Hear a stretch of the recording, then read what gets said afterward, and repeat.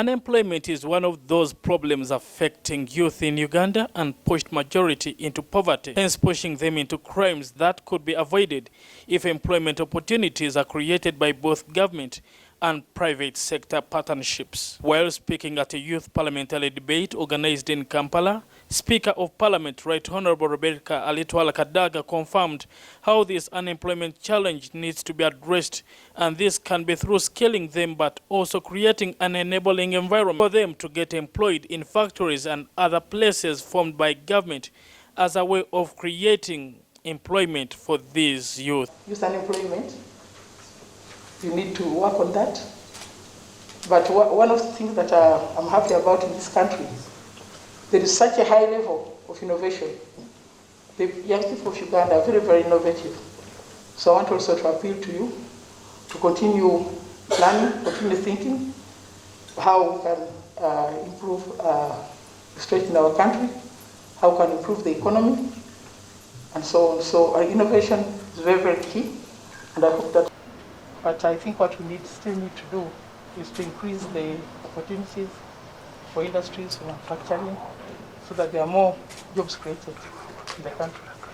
And then, of course, there are the Youth Livelihood Fund, the Women Empowerment Fund, and others. So the youth parliamentary candidates who attended the debate outlined those reasons why youth are still facing challenges, such as unemployment, and what government should have to do to avoid such challenges. In the National Youth Council structures, they are managed by older people, and monitoring and evaluation is not to the young people.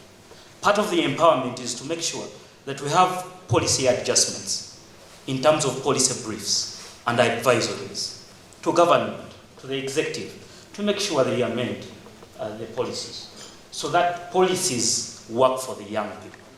We have Uganda Investment Authority has a mentorship program, but most of the graduates do not even know about it. But most banks are still offering the loans at a very high interest rates, yet we are still struggling.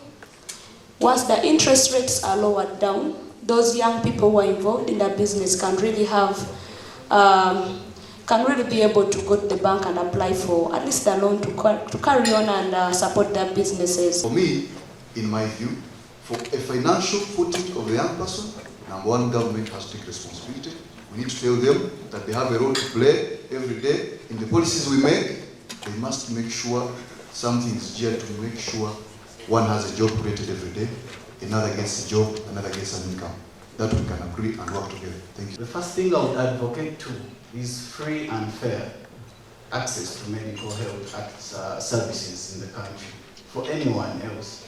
So if the country has medical services that are accessible to every individual, especially the youth, even besides COVID-19, you look at a scenario whereby the rate at which the youth are infected with HIV is alarming. Kadaga further decried of the continued levels of pregnancies in teenage girls across the country as a result of the redundancy due to the COVID-19 pandemic. Here he encouraged those leaders to fight for the rights of young girls as a result of avoiding early pregnancies. A number of young girls, because of being idle in the villages, unfortunately have become pregnant. So we are going to have young mothers, more young mothers in our society, for which we have to plan. I just want to appeal to you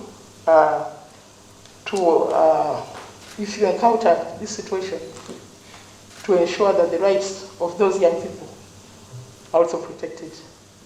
I believe that the girls who have been unfortunate enough to get pregnant while in school should be given an opportunity to complete their studies and make something out of themselves. She, however, also decried on the high levels of how the forests are diminishing in Uganda. And here Kadaga called upon all leaders to plant trees and fight for the environment in motherland Uganda. The minister could not curtail the destruction of the forests.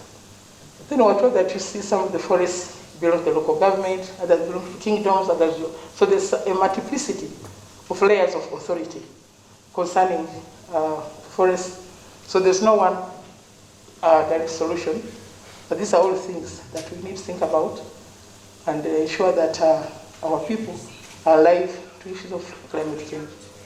I hope that by now we should have a number of clubs, the climate change clubs in the schools, tourism clubs in the schools, etc. So these are some of the other things that you should be able to engage in. Brian Sinkumba, Channel 44 Prime News, Kampala.